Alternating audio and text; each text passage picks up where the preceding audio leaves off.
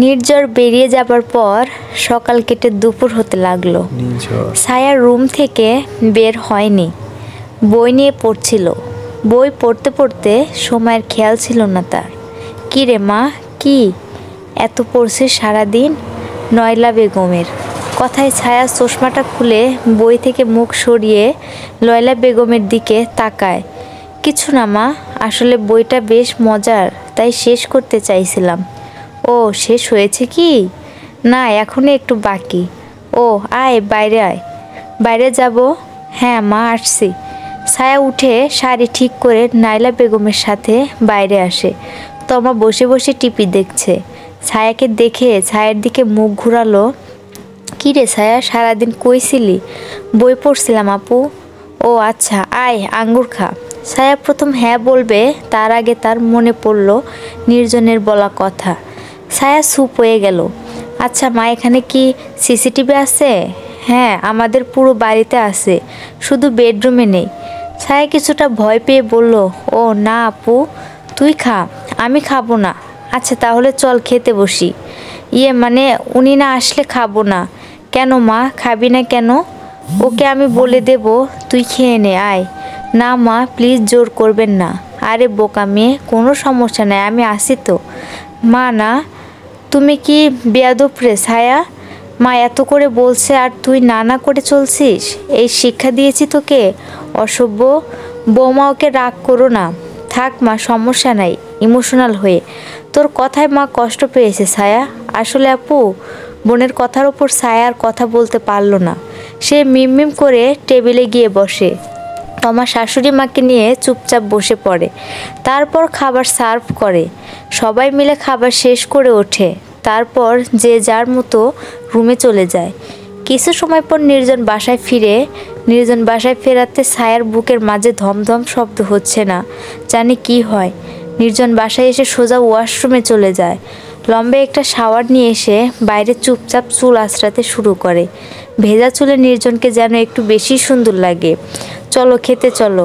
হঠাৎ নির্জনের কথা শুনে ছায়া কেঁপে উঠল। কি হলো? কিছু না, তবে চলুন। ছায়া নির্জনকে নিয়ে নিচে চলে আসে। ছায়া নির্জনকে খাবার বেড়ে দেয়। নির্জন খাবার শেষ করে কিন্তু ছায়াকে বুঝতে বলে না। ছায়া ভাবছে নির্জন এত নীরব হয়ে গেল কেন। নির্জনের খাবার শেষে নির্জন রেস্ট নিয়ে আবার বাইরে চলে যায়। ছায়া অবাক হয়ে নির্জনের কাজ দেখে চলেছে। বিকাল গড়িয়ে রাত হলো। রাতের খাবার শেষে সবাই যে যার রুমে চলে যায়। নির্জন কাজ করেছে। ছায়া চুপচাপ সোফায় গিয়ে বসে। তার এখন কি করা উচিত তা ছায়া জানে না। আসলে নির্জন চাইছে কি? ছায়া আরও চোখে নির্জনের দিকে তাকায়। নির্জন নিজের মতো কাজ করছে। ছায়া কিছু না বলে ঝোপায় শুয়ে পড়ে। 30 মিনিট পর ছায়া গভীর ঘুমে আচ্ছন্ন। নির্জন বাথরুমে গিয়ে এক মগ পানি এনে ছায়ার মুখে চেলে মারে। হঠাৎ ঘুমের মাঝে মনে হলো বৃষ্টি শুরু হয়েছে, কিন্তু আমি তো ঘরে, আমার মুখে পানি এলো কি করে? এতটাই ঘুম আসছে যে পানিকে তোয়াক্কা না করে আবার ঘুমিয়ে গেলাম। নির্জন এবার পুরো এক বালতি পানি এনে ছায়ার উপর ফেলতেই ছায়া থরফরিয়ে উঠল। কি কি কি সমস্যা? কাঁপতে কাঁপতে। তোমার এখানে শুতে বলেছি? বলেননি? আমার ইচ্ছে হয়েছে, আমি শুয়েছি। আর কিছু? রেগে। হ্যাঁ, আরও অনেক কিছু। চুপচাপ গিয়ে শাড়ি চেঞ্জ করে খাটে শুয়ে পড়ো। শুভ না, তাহলে এ রুমে তোমার জন্য জায়গা নাই। ঠিক আছে। ছায়ার প্রচণ্ড রাগ হয়ে যায়। উঠে সে ভেজা কাপড়ে বেলকুনিতে চলে যায়। পেয়েছা টিকে আমাকে ইচ্ছে নিজের মতো করবে সব সময়। আমি কি পুতুল নাকি? জানে আমার ঘুমের মাঝে কেউ ডাকলে আমার শ্বাসকষ্ট হয়, আমার হার্টবিট বেড়ে যায়, ভয় হয়। তাও এমন করেছে, তাও পানি ফেলেছে। জাহান্নামে যাক ও আর ওর সংসার। দেখতাম না কিছু, আমার সাথেই এমন করবে সব সময়। আল্লাহ আমাকে নেও না কেন? মরলেও হয়তো শান্তি পেতাম। ছায়া বক বক করছে। নির্জন হাতে বালতি নিয়ে এখনও দাঁড়িয়ে। নির্জন নিজেকে দোষী মনে হচ্ছে। ইয়ার্কিটা একটু বেশি হয়ে গেছে। এমনটা করা উচিত হয়নি।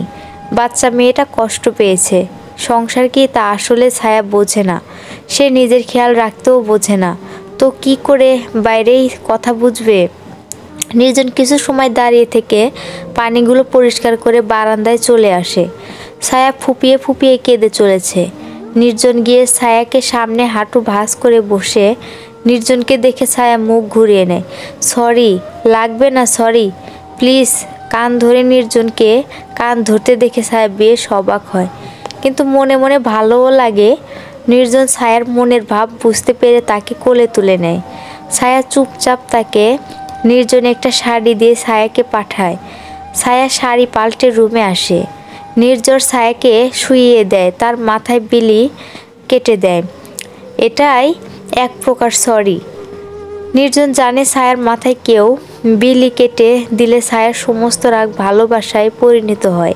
ছায়া, তুমি কি জানো কি ঘুমের ঘোরে তুমি আমার উঠান বিকালে ছায়া ঘোরে।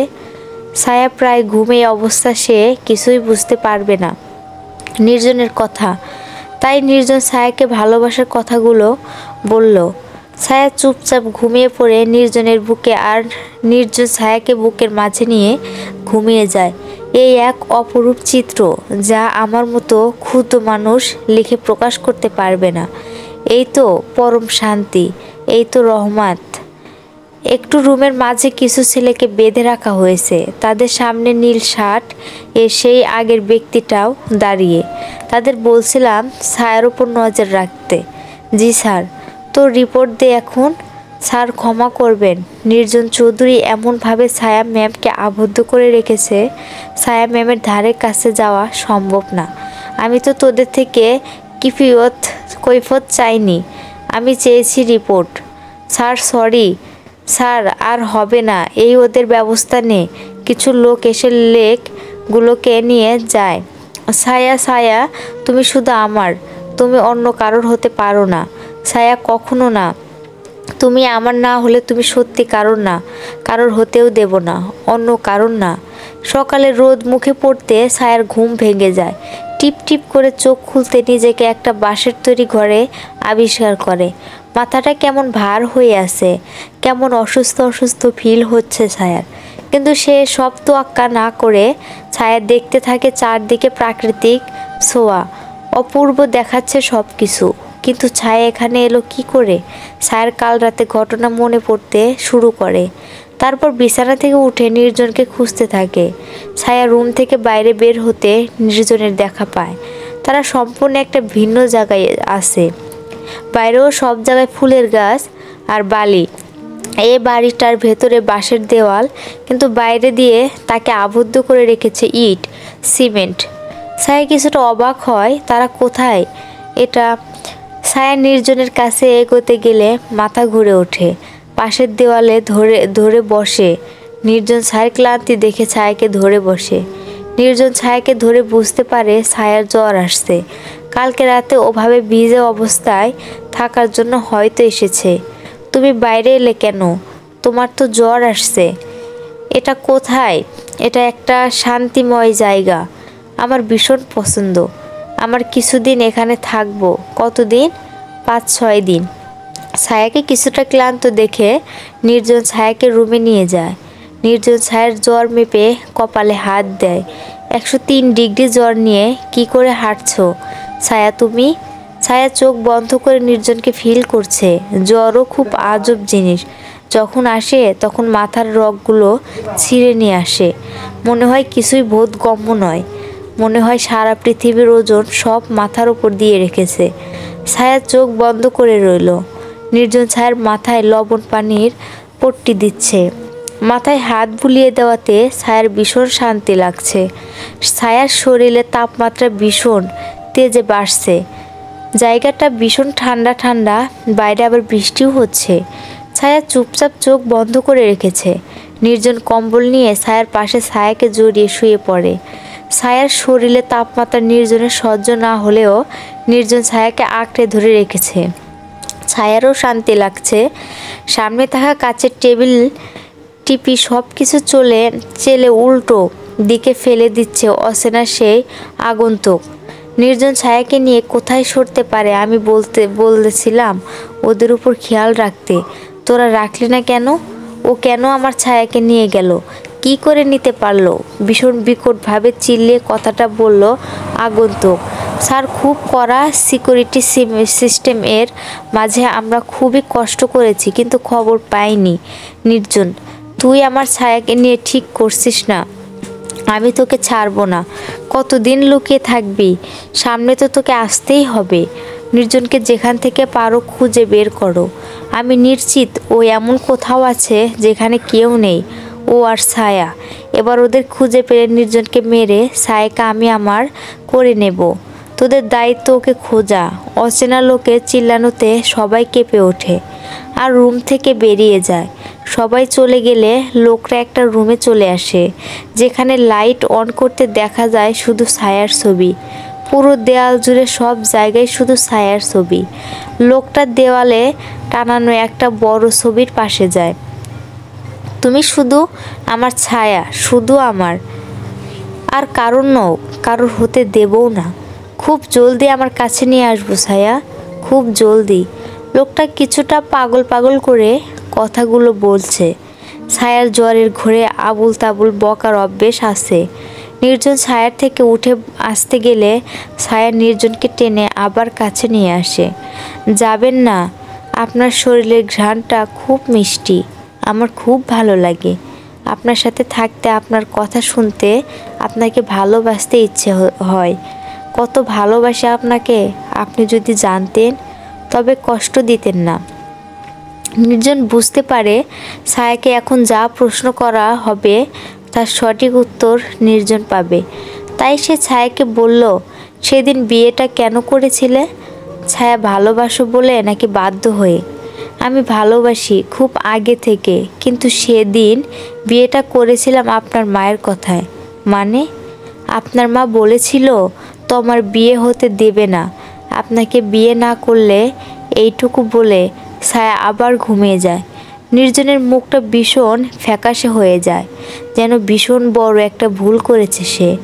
নির্জন ছায়াকে শক্ত করে জড়িয়ে ধরে, কিছু হবে না তোমার। আমি তোমায় আমার থেকে দূরে যেতে দেব না ছায়া, কখনোই না। নির্জন চোখে মুখে আতঙ্কের ছায়া। কি করবে কি না করবে বুঝতেই পারছে না সে। এই মুহূর্তটা তার কাছে সব কিছু। ছায়ার অস্থির নিজের বুকের মাঝে ফিল করাটা সব থেকে বড় চাওয়া এবং পাওয়া নির্জনের কাছে। ভালোবাসে, খুব বেশি ভালোবাসে ছায়াকে নির্জন। কিন্তু এ কেমন ঝড়, এ কোন ঝড় যার থেকে নির্জন ছায়াকে বাঁচাতে চাইছে, কিন্তু ক্রমশই সেই ঝড়ের দিকে চলে যাচ্ছে।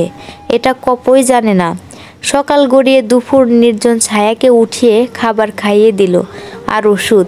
নির্জনের এমন খেয়াল রাখাটা আমার অবাক করছে, কিন্তু আমার ভীষণ ভালো লাগছে। তার কাছে আসা, তার আদর, তার ভালোবাসা, তাকে ফিল করাটা মন থেকে ভীষণ ভালো লাগছে।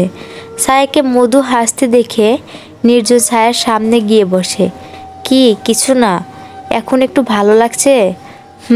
সকালে তোমার যা অবস্থা হয়েছিল আমি তো ভয় পেয়ে গিয়েছিলাম, ভেবেছিলাম হসপিটালে নিতে হবে। আমাকে এত সেবা কেন করছেন?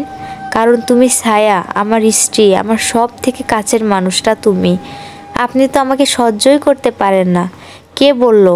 আপনি নিজেই বলেছেন সব সময় সব কথা সত্যি হয় না ছায়া, সব সময় সব দেখা সত্যি হয় না। মনের দৃষ্টিতে কিছু দেখতে হয় আর মন থেকে কিছু ফিলও করতে হয়। তুমি বুঝবে না, এখনো বাচ্চা আছো, বললে সব বুঝবে। আচ্ছা, আগে সুস্থ হও, সময় হলে সব বুঝবে। আপনি খাবেন না? খাবো তো। নির্জন খেয়ে নেয়।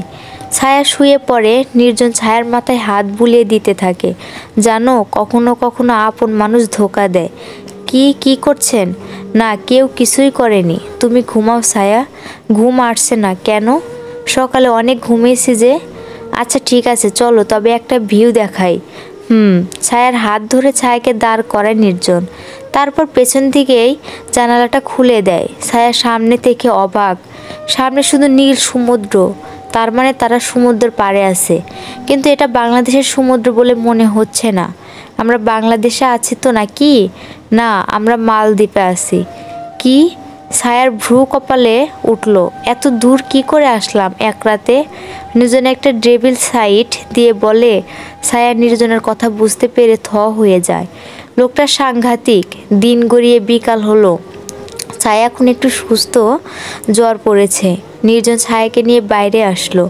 ছায়া প্রকৃতি উপভোগ করছে, সাদা বালির পাশে নীল পানি।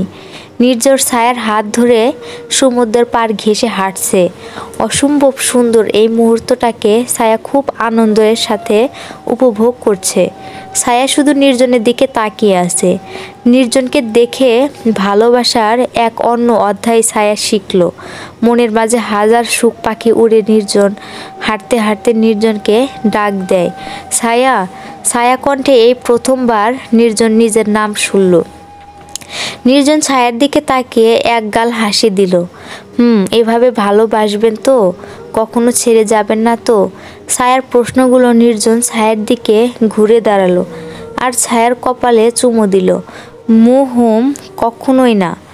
ছায়া চোখ বুজে নির্জনের ভালোবাসা উপভোগ করলো। ছায়ার মায়াতে নির্জন ক্রমশই আটকে যাচ্ছে, ক্রমশই এক পবিত্র বন্ধনে আবদ্ধ হয়ে যাচ্ছে তারা। নির্জনের ভালোবাসার পরশে চোখ বন্ধ করে নেবার পর যখন চোখ মেলে তাকালাম, তখন মনে হলো সূর্যের তেজ কিছুটা কমে গেল, কিছু কালো মেঘ সূর্যটাকে ঢেকে গেল। আমার হাসি টানা মুখটা কেন জানি না ধীরে চুপসে গেল। হঠাৎই তাকে হারানোর ভয় জেগে উঠল। আমি বুঝতে পারছি না কেন এমন হলো। নির্জন ছায়ার মুখটা দেখে চিন্তিত সুরে বলল, কি হয়েছে? ছায়া কিছু না বলে নির্জনকে জড়িয়ে ধরল। ঘটনাচক্রে নির্জন কিছু বুঝতে না পারলেও ছায়াকে জড়িয়ে নিল নিজের সাথে। মেয়েটা বড্ড মায়াবী, ওর ছোঁয়াগুলো বেশ আনন্দ দেয় নির্জনকে। সত্যি কি ভীষণ মিষ্টি এই মেয়েটা। সমুদ্র পৃষ্ঠে বাতাসের আগমন, ভীষণ বাতাস আর অসাধারণ দৃশ্য, তার মাঝে দুইটি ভালোবাসার পাখি। সত্যি এই এক অপূর্ব দৃশ্য। সারাটা বিকাল ছায়াকে নিয়ে সমুদ্র কিনারায় কাটালো নির্জন। ছায়ার সাথে কাটানো প্রতিটি মুহূর্ত নির্জনকে ভীষণ আনন্দ দিচ্ছে। তাদের ছোট ছোট খুলসুটি ছায়াকে জ্বালাতে নির্জনের বেশ মজা লাগে। তাদের ছোট ছোট ভালোবাসার পরশগুলো সব মিলে এক ভালোবাসার দুনিয়া, যেখানে শুধুই ভালোবাসা আর ভালোবাসা ভরা খুলসুটি। এভাবেই কাটিয়ে দিন সারাটা জীবন। কিন্তু সামনে অনাগত বিপদের কথা নির্জন ঠিকই জানে। কি হবে সামনে সেটা নির্জনের জানা নেই, কিন্তু কিছু খারাপই হবে। ছায়ার মাথাটা নির্জনের বুকে, নির্জনের হাতটা ছায়ার মাথায়। ছায়ার চোখ দুটো বন্ধ। ছায়াকে বুকে নিয়ে ছায়ার কথা ভাবছে নির্জন। মেয়েটার চুলে অসম্ভব সুন্দর একটা ঘ্রাণ আছে। সেই ঘ্রাণ যখন নির্জন পায় তখন সে পাগলি হয়ে যায়। তোমার চুলে একটা মিষ্টি ঘ্রাণ আছে ছায়া। ওটা শ্যাম্পুর ঘ্রাণ? না, ওটা তোমার চুলের ঘ্রাণ। হ্যাঁ হ্যাঁ, আপনি তো পুরাই আমার মামাতো বোনের মেয়ের মতো বললেন। কেন, ও কি বলতো? ও বলতো শুধু খালামুনি তোমার চুলের না ঘ্রাণ আছে। তখন আমি ওকে এই কথাটা বললে ও সেম উত্তর দিত, ও তোমার শুধু খালামুনি বলতো। হ্যাঁ, নামটাও অনেক অনেক কমই না। আসলে বা আচ্ছা ছায়া, একটা কথা বলবো। আমাদের একটা মেয়ে হলে ভালো হবে, তাই না? ছায়া নির্জনের কথায় লজ্জা পেল। ছায়ার দিকে তাকিয়ে নির্জন বলল, আরে এখন না, তুমি আগে নিজে বড় হও, তারপরে বাচ্চা। ধুর, এগুলা বাদ। কেন বাদ? আমি তোমার স্বামী না? হ্যাঁ তো, বলতেই পারি না। একটা কথা বলবো। আপনাকে নিয়ে কখনো কল্পনা করিনি এমন একটা পরিবেশ। কেন বলো তো? আপনি ভীষণ রাগী। রাগী বলে কল্পনা ছেড়ে দিতে হবে নাকি? তা না, ভাবতাম যদি কখনো ভালোবাসার কথা বলি একটা থাপ্পড় খাবো সেদিন। হ্যাঁ হ্যাঁ, এত ভয় পাও? পেতাম, এখন পাই না। বউ আমার সাহসী হয়ে গেছে একদম। আচ্ছা দেখি সাহস কতটা বেড়েছে। কথাটা বলে ছায়াকে টেনে বিছানায় ফেলে নির্জন ছায়ার উপরে ওঠে। তো বলো, কি হচ্ছে এগুলা? বলো না, কই সাহস দেখবো তো। আল্লাহ, কি পাজি খোদা! অচেনা লোকটার বাসায় সব কিছু তছনছ হয়ে আছে, যেন কোনো ভূমিকম্পের আবির্ভাব হয়েছিল। কিন্তু এ ভূমিকম্পের কারণ প্রকৃতি নয়, এর কারণ নিজে অচেনা লোকটির। স্যার, আমরা অনেক চেষ্টা করেছি। নির্জন হয়তো এ দেশে নেই। চুপ থাকো মূর্খের দল। ও দেশ ছেড়ে বাইরে যায়নি। ওকে কি বোকা ভেবেছ? ও জানো দেশ থেকে বাইরে গেলে ওকে ধরা সহজ। ও দেশের কোথাও লুকিয়েছে। 24 ঘন্টা, জাস্ট 24 ঘন্টার শেষ সময় তোদের কাছে কথা থেকে পারিস নির্জনকে খুঁজে বের কর। চিকিৎসা করে অচেনা লোকটার এই ভুলটা ফয়দা তুলেছে নির্জন। নির্জন জানতে তার শত্রুরা এমনটাই ভাববে আর তাদেরকে দেশের ভেতরে খুঁজবে, তাই সে দেশের বাইরে চলে এসেছে। নির্জন যেভাবে ভাবছে ঠিক সেইভাবেই হচ্ছে। এখন বাকিটা দেখা যাবে। চৌধুরী বাড়িতে তমা সকাল থেকে পায়চারি করে চলেছে। ঘরের মধ্যে দিয়ে আবির 2 বার প্রশ্ন করেছে তমাকে যে কি হয়েছে তমার, কিন্তু তমা কোনো উত্তর দেয়নি। আবিরকে এড়িয়ে চলছে তমা। আবির কিছুই বুঝতে পারছে না তমার হয়েছেটা কি। তমার চোখে মুখে চিন্তা আর রাগ দুটোই ছাপ বেশ ভালো করেই প্রকাশ পাচ্ছে। আবির কিছুটা অবাক হয়ে তমার দিকে তাকিয়ে আছে। আচ্ছা তমা, তুমি কি আমাকে বলবে তোমার কি হয়েছে? কিছু না বললাম না কেন? কিছু না বলো না কেন? কি হয়েছে? তোমায় দেখে চিন্তিত মনে হচ্ছে। তুমি কি চুপ করে বসবে? আবির, আমার রাগ হচ্ছে। তুমি এখন করছো কেন? এমন করছো কেন? তোমার কিছু বলতে যাবে কিন্তু হঠাৎ কিছু একটা ভেবে তোমার মুখের রূপ পরিবর্তন হয়ে গেল। তোমার হাসি মুখে তাকালো আবিরের দিকে। আবিরের পাশে বসলো। আবির, কি তোমার হঠাৎ চেঞ্জ দেখা? আবির কিছুটা অবাক হলো। তুমি তো জানো তাই না, ভাইয়া ছায়াকে নিয়ে কোথায় গেছে? আবির অন্য ধ্যানে থেকে বলে দেয়, হ্যাঁ। তোমার রূপ আবার পরিবর্তন হয়ে যায়। তোমার চোখে মুখে আলোর ঝলকানি দিয়ে বলে, বলো না কোথায় আছে? আবিরের ধ্যান ফিরে ওর মনে পড়ে এ কথাও কাউকে বলতে পারবে না। নির্জন আবিরের কাছে বলছিল এ কথা কেউ যেন না জানে। তাই আবির তড়িঘড়ি করে কথা বদলে দিল। আরে না না না, আমি জানি না। আমি তো হুট করে বলে দিয়েছি জানি। আমাকে ভাই কিছুই বলেনি। তুমি মাত্র বলেছ তুমি জানো। রেগে কি হয়েছে বলো না।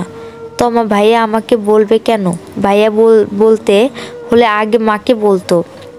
তাও ঠিক। তুমি কি ভাইয়ার যাওয়া নিয়ে চিন্তিত তমা? মানে না না, কি যে বলো। আমি চা করে নিয়ে আসছি। হঠাৎ তোমার এমন পরিবর্তন জনক কোথায়? আবির আবার অবাক হলো। তা প্রকাশ করলো না। তমা চলে গেল কিচেনে। তমা চলে যেতে আবির বলে উঠল, তবে কি ভাইয়া যা বলেছিল তাই সত্যি? চলবে। গল্পটি ভালো লাগলে অবশ্যই চ্যানেলটি সাবস্ক্রাইব করবেন।